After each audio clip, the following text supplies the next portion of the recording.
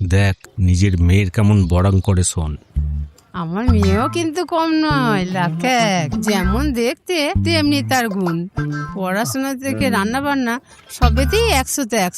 গুণে লক্ষ্মী, রূপে সরস্বতী আমার মেয়ে। ভুল বললেন, রূপে লক্ষ্মী গুণে সরস্বতী, এটাই হবে। বলছি মেয়েকে এবার ডাকা হোক নাকি? রঞ্জনা,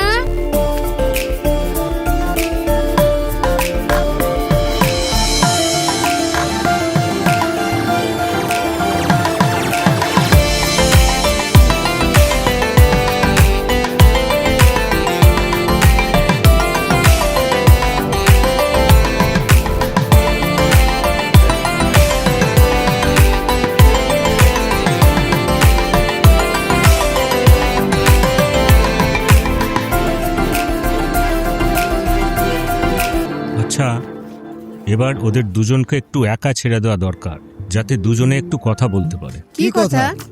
বিয়েটা ওরা করবে, তাই একে অপরকে একটু সময় দেওয়ার দরকার, বুঝলেন মশাই? ও আচ্ছা আচ্ছা।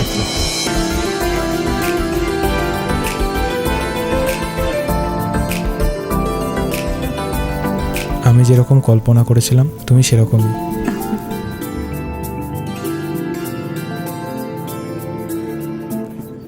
তুমি এত লজ্জা পাচ্ছ কেন? আমার থেকে লজ্জা পাওয়ার কিছু নেই। আমি কিন্তু একটু মডার্ন টাইপের, তাই আমার সাথে থাকতে গেলে তোমাকেও একটু মডার্ন হতে হবে। ঠিক আছে, আমি তোমাকে চেঞ্জ করে নেব।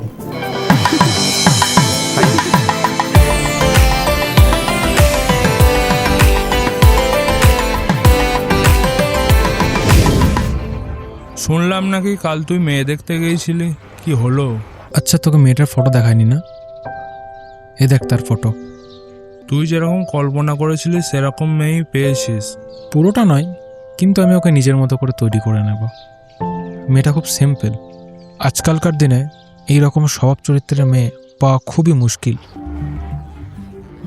দেখ তো অরিত্র, তুই যে মেয়েটাকে দেখালি ওই মেয়েটাই মনে হচ্ছে। না না, ওটা নয়। আরে দেখ না ভাই ভালো করে।